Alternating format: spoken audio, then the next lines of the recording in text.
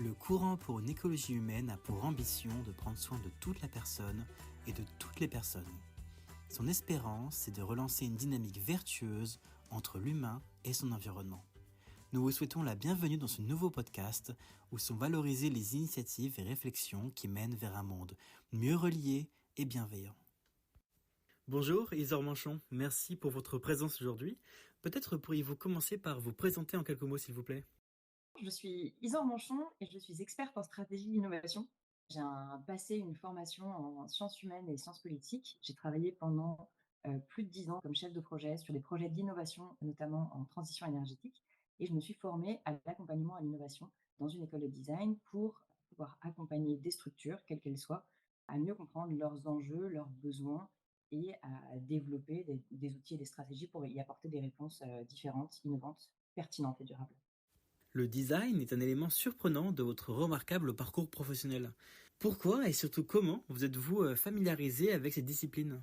Je me suis formée à l'ENSI, qui est une école de design. Alors, ça peut paraître un peu loin, le design. Pour moi, c'est vrai que les designers, c'était des gens qui dessinaient des jolies chaises, des trucs stylés. En fait, c'est pas ça. Le métier de designer, c'est de comprendre le besoin et le contexte d'usage pour y apporter une réponse appropriée.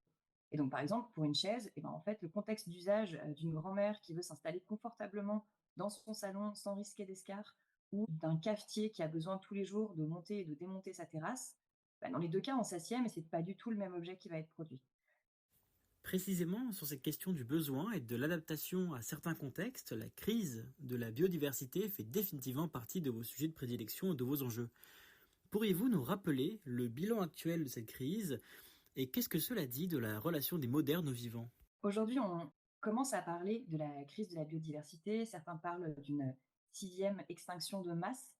Qu'est-ce que ça veut dire ? Ça veut dire que depuis les années 70, la population de mammifères, d'oiseaux, de poissons, d'amphibiens, de reptiles a baissé en moyenne de 68% dans le monde. Aujourd'hui, on n'est pas encore bien conscient de cette crise de la biodiversité, à part l'exemple que tout le monde connaît des insectes sur les pare-brises. On a beaucoup moins d'insectes sur les pare-brises après un trajet sur l'autoroute qui a 20-30 ans. Mais c'est un vrai sujet et qui est un sujet qui est connu, identifié par les pouvoirs publics depuis des décennies. En fait, en 1968 déjà, la conférence de la biosphère établissait le besoin de protéger la nature. 68, donc c'est vraiment pas récent.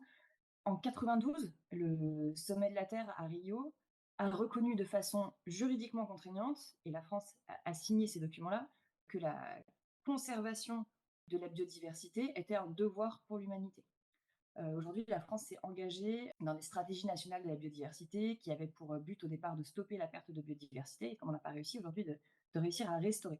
Donc il y a des vrais gros enjeux, on dépend de la biodiversité.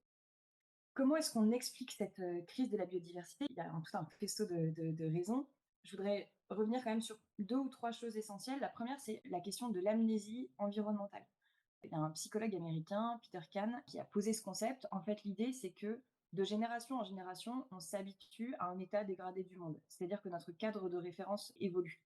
Il donne l'exemple notamment de pêcheurs qui, au début de leur carrière, pêchent des poissons gros comme ça, et puis de plus en plus petits. Et en fait, la génération suivante de pêcheurs, eux, ils commencent leur carrière avec cette taille de poisson, et c'est de plus en plus petit, ils en ont de moins en moins, mais pour eux, la norme, c'est ça, c'est pas ça.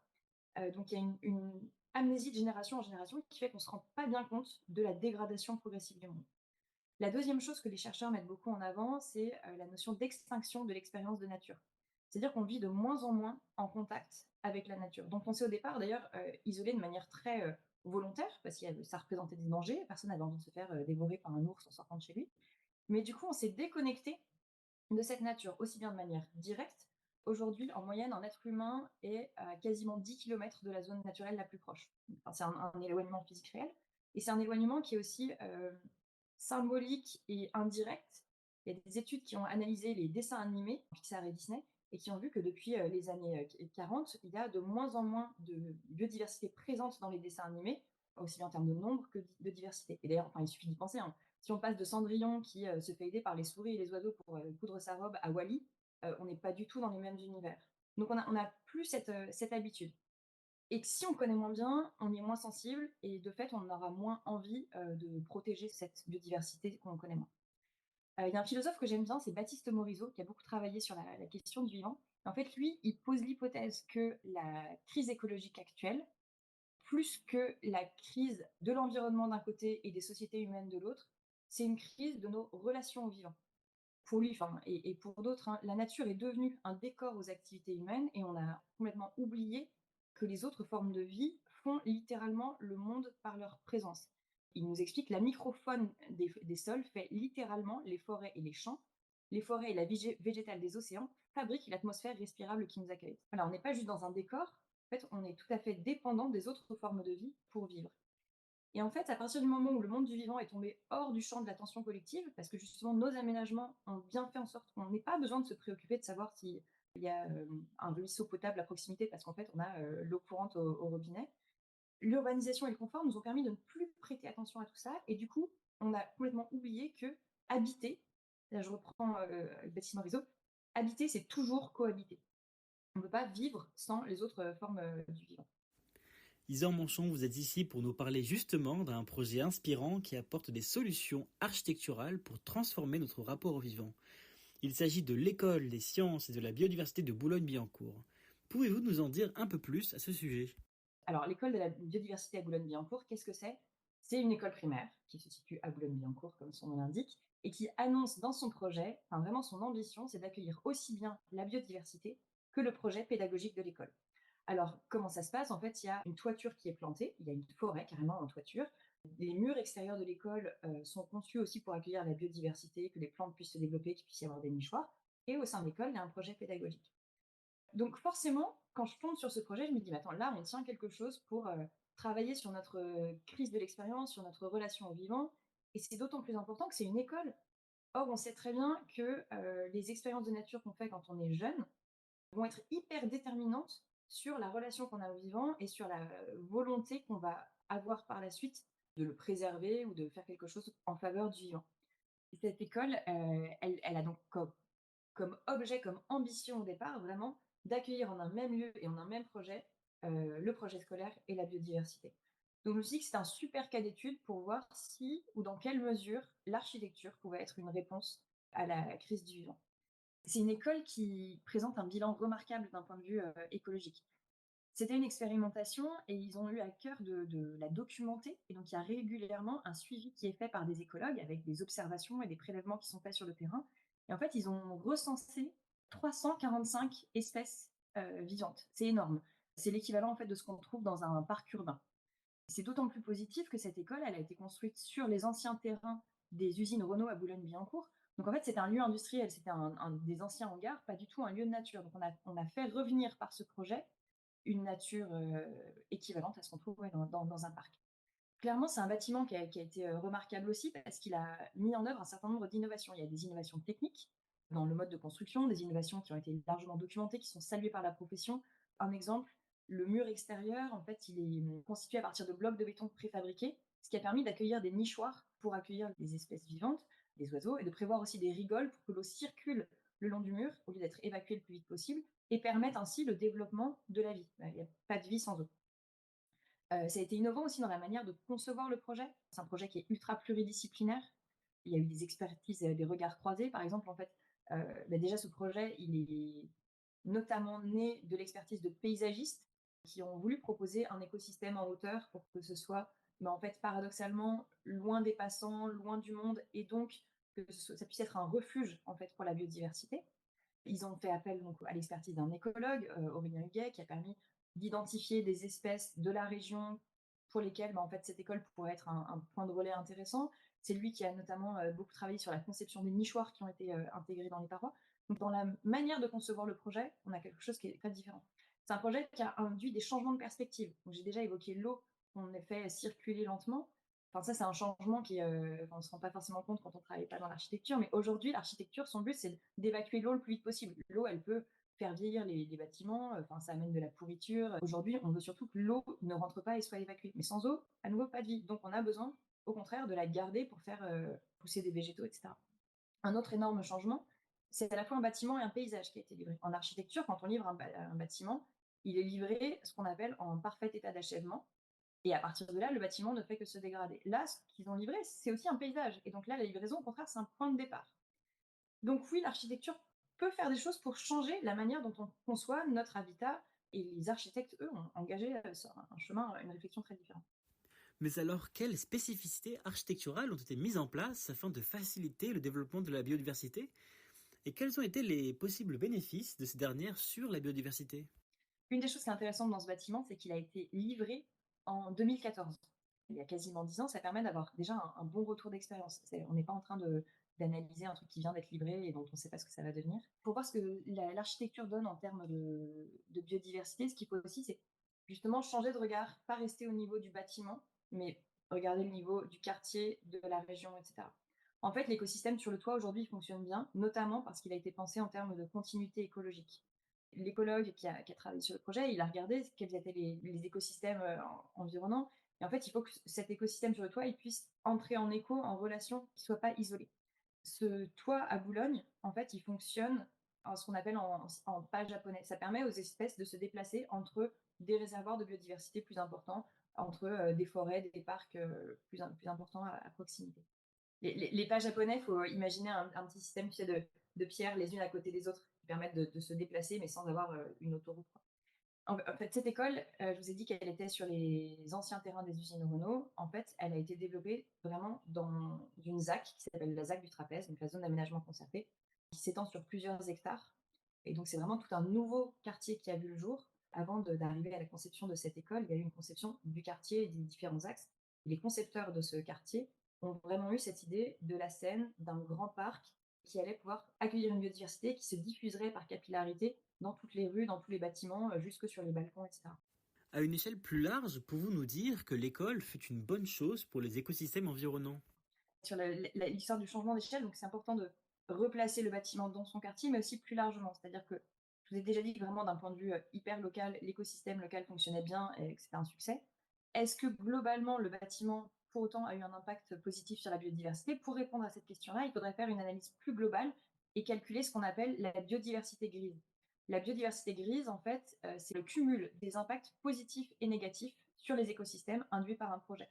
Et donc, pour calculer cette biodiversité grise, il faut aussi prendre en compte l'impact de la production des matériaux, de l'extraction, de la transformation, de la fabrication, du transport. Or, le bâtiment qu'on a là à Boulogne, c'est un bâtiment qui a été conçu en béton. Et on sait que le béton, ça a un impact, notamment carbone, qui est quand même non négligeable. Donc, est-ce que globalement, et pas juste au niveau local, ce bâtiment a eu un impact positif sur la biodiversité? Aujourd'hui, moi, je ne suis pas capable de le dire. Et pourtant, en fait, si on réfléchit à l'impact positif, d'une manière générale, que peut avoir l'architecture sur la biodiversité, il faut réfléchir à cette biodiversité grise et avoir une approche vraiment systémique.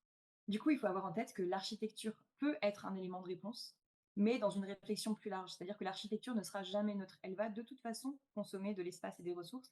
Et donc, elle ne peut pas être, à mon sens, une solution, mais ça peut être un élément de réponse pour limiter un impact à partir du moment où on a réfléchi à un aménagement urbain, à comment on va s'intégrer pour, du coup, localement, sur un bâtiment donné, limiter l'impact.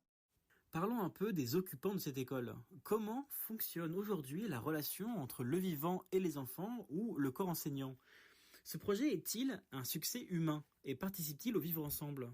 Il s'avère que sur l'école, il y a eu des petits sujets au départ. C'était une expérimentation, tout n'était pas forcément absolument parfait. Et donc les enfants ont mis du temps à pouvoir accéder au toit, à la toiture, notamment parce qu'il y avait des problématiques en termes de sécurité. Et donc aujourd'hui, la relation entre le vivant et les enfants n'a pas forcément été beaucoup changée. Il y a des ateliers, il y a des interactions, mais pas forcément beaucoup plus que dans une autre école qui aurait eu pour idée de travailler sur la biodiversité et d'aller faire des tours dans la forêt d'à côté, quoi. Et pour autant, en fait, le simple fait d'avoir eu ce projet et d'avoir lancé ces initiatives a changé les relations même entre humains, en fait. Ce projet, je me suis rendu compte qu'en fait, il avait deux faces. Il y a la face qui est très connue, sur laquelle la ville, l'architecte, l'écologue publient beaucoup, qui est la toiture, la forêt en toiture. Enfin, c'est vraiment un lieu qui est assez exceptionnel. Ils communiquent beaucoup dessus, il y a beaucoup de visites, et c'est l'école telle que le public la connaît. L'autre face de l'école, en fait, qui est les espaces qui sont vécus par le corps enseignant et par les élèves au quotidien. Enfin, au quotidien, les élèves, leur salle de classe, elle n'est pas sur le toit, quoi. La cour de récréation, c'est une cour qui est très minérale, avec une cour au niveau du sol qui est goudronnée, au premier étage qui est bétonné, toutes les façades qui sont très vitrées. On est dans quelque chose qui est assez stérile, qui est assez gris, qui est honnêtement, je trouve pas hyper engageant. Et du coup, il y a pour certains d'ailleurs une certaine frustration de voir que leur école est connue pour son côté verdoyant, alors que eux, ce qu'ils vivent au quotidien, c'est une école, somme toute très classique, mais pas dans le bon sens du terme, quoi. Donc oui, le bâtiment fait vivre ensemble le vivant non humain et les humains, mais il les fait vivre ensemble comme des voisins à des étages séparés, en fait, qui essayent de pas trop se gêner mutuellement. Et d'ailleurs, en fait, l'écosystème qui est en toiture fonctionne très bien, mais il reste fragile parce qu'il reste hors sol. Il y a un substrat qui est de 1 mètre, donc c'est important, mais ça reste quand même un écosystème artificiel. Donc il y a ces deux communautés, mais qui essayent de pas trop se gêner et qui, de temps en temps, se rendent visite, mais sans plus. On n'est pas dans une logique de colocation où on vit vraiment ensemble et où on apprend à se connaître, on apprend à avoir des interrelations. Et d'ailleurs, les usagers de l'école, enfin les premiers usagers, donc le corps enseignant, les élèves, ils se sentent parfois un peu dépossédés de ce lieu qui attire tellement d'attention médiatique et politique et professionnelle de la part des architectes. Mais ça, ouais, je le disais tout à l'heure, ça a vraiment quand même changé les relations entre humains parce que se retrouvent impliqués dans ce projet pédagogique, la ville, des écologues, enfin, il y a des nouveaux acteurs, des relations différentes. L'école accueille non seulement des classes, mais aussi des centres de loisirs. Et donc, les centres de loisirs et les écoles vont essayer de se retrouver, peut-être à essayer d'avoir des projets communs, parce qu'en fait, elles ont ce même toit terrasse, cette même forêt. Les uns vont pas arracher ce que les autres ont fait pousser, en fait. Donc, ça change la manière de s'approprier les lieux et de faire projet. C'est quelque chose qui est du coup très nouveau aussi parce que quand on conçoit un bâtiment aujourd'hui, on va peut-être pas dans la finesse de se dire: «Tiens, on va penser les interactions des usagers au sein de ce bâtiment» et en fait, on se rend compte sur ce projet-là que c'est hyper utile. On a besoin à nouveau de changer d'échelle, cette fois-ci pas pour avoir une vision systémique, mais plus pour avoir une vision vraiment sur, les gestes, les usages, les interactions. Comment est-ce qu'on va penser la pédagogie? Comment est-ce qu'on va penser la transmission d'informations? En fait, de manière très synthétique, hein, comment est-ce qu'on passe d'un projet technique, parce que c'était un projet technique de réussir à mettre en place un écosystème vivant et viable en toiture, à quelque chose qui vit et quelque chose dont les usagers s'emparent. Donc il faut vraiment réussir à aller plus loin. Pouvez-vous partager avec nous votre avis sur les solutions à apporter pour trouver une juste relation entre les parties prenantes d'un tel projet? Un des vrais enjeux du coup pour la suite de ce projet et puis pour d'autres projets si on voulait en mettre en place, c'est comment est-ce qu'on favorise cette relation au vivant? Parce que finalement, on n'a toujours pas tout à fait trouvé la solution. Je vais faire un petit retour en arrière. En fait, initialement, ce projet, il avait été pensé par les paysagistes comme justement, enfin, la terrasse comme un sanctuaire, un peu, comme un lieu où finalement l'humain serait pas tout à fait le bienvenu, profitant du fait que c'était en hauteur pour avoir ce pas japonais, mais vraiment sanctuarisé. Comme c'était très innovant et un gros investissement, la ville notamment y a mis beaucoup de moyens, beaucoup d'implications, et du coup voit ce toit comme un outil pédagogique et donc quelque chose de très utilitariste. Et en fait, aujourd'hui, le projet, il oscille entre ces deux visions. Cette vision où on met le vivant sous cloche pour surtout le protéger, mais où du coup on n'a pas de relation, donc il y a un peu un échec aussi, et cette vision où c'est un outil pédagogique comme un autre, mais on n'a pas du coup forcément l'égard pour le vivant. Et donc, il faudrait réussir à trouver cette troisième voie. Et dans ce cas précis-là, moi, je trouve qu'il y aurait déjà énormément à faire en fait, dans le fait de permettre aux vivants de s'installer dans les cours de l'école qui sont, je le disais, assez stériles, et permettre du coup peut-être aux élèves d'avoir une expérience plus au quotidien, parce qu'en fait, aujourd'hui, ils vont pas tous les jours sur le toit de l'école, parce qu'en fait, c'est une école où il y a à peu près 350 élèves. Enfin, imaginez lâcher 350 élèves dans une forêt, 350 élèves qui vont, et c'est tout à fait normal, hein, gratouiller les écorces, creuser la terre, jouer avec les vers de terre. Enfin, l'écosystème, il tient pas un mois à ce rythme-là. Donc les élèves, ils y vont en petits groupes, de manière ponctuelle, de manière encadrée. Mais du coup, il n'y a pas cette relation, ou il n'y a pas assez en tout cas, vraiment le fait de juste mettre les mains à la terre et de voir si ça marche et si ça marche pas. L'idée, pour moi, ce serait déjà de permettre aux vivants d'irradier plus dans l'école et d'avoir des zones où en fait les élèves et le corps enseignant et les centres de loisirs puissent expérimenter des choses, puissent être vraiment en relation. Mais c'est un sujet qui est pas nouveau et qui est pas évident. Alors j'ai fait des petites lectures d'été. C'est une référence au champignon de la fin du monde. Et en fait, dès la préface, il y a un truc qui est hyper intéressant, hein. L'auteur essaye, selon la personne qui a fait la préface, de raconter des histoires dont les humains ne sont pas au centre, mais où ils ne jouent pas non plus le rôle d'intrus, contre lesquels la nature devrait être protégée. En fait, c'est vraiment ça, c'est trouver une voie du milieu où tout ne se fait pas que en fonction de l'être humain, mais où on n'est pas non plus vu juste comme une menace pour l'environnement. Et donc, dans l'école, c'est vraiment ça. Comment est-ce qu'on fait pour que les enfants puissent avoir un contact avec la nature sans nuire à la viabilité de cet écosystème et sans pour autant non plus que tous ne soient que utilitaristes autour d'eux. Je vous laisse la parole pour la fin de cet échange. Auriez-vous quelques mots à nous partager? Si je devais vous laisser avec un dernier message, en fait, j'en aurais deux. Le premier, c'est lisez Baptiste Morisot. Moi, je trouve ça assez dépaysant, c'est très simple à lire et en même temps, ça aide vraiment à changer de regard. Il a une proposition que j'aime bien, qui est la notion d'égard ajusté, en fait, qui est de dire justement, on va ouvrir le champ de notre attention au vivant et lui juste porter égard. Ça ne veut pas dire, justement, c'est à nouveau ni le mettre sous cloche, ni l'utiliser, c'est être dans une relation. Lisez Baptiste Morisot, c'est fantastique. La deuxième chose, faites des expériences de nature. On le sait, on se rend bien compte que quand on fait une balade en forêt, on revient plus apaisé, qu'on a changé notre rapport au temps, qu'on a tout d'un coup ouvert notre attention, qu'on est attentif à plein de détails, à plein de sons, à plein de bruits, à plein d'odeurs. Faites-vous ce cadeau-là, quoi. Allez en nature. Merci infiniment, Hézor Manchon, pour la présentation de ce projet inspirant qu'est l'École des sciences et de la biodiversité de Boulogne-Billancourt, qui fait émerger de nouvelles façons de cohabiter avec le reste du vivant. Merci d'avoir écouté cet épisode et à très bientôt pour un nouveau podcast inspirant. Pour suivre nos actus, nous contacter ou vous abonner à notre newsletter mensuel, c'est sur www.écologiehumaine.eu. À bientôt!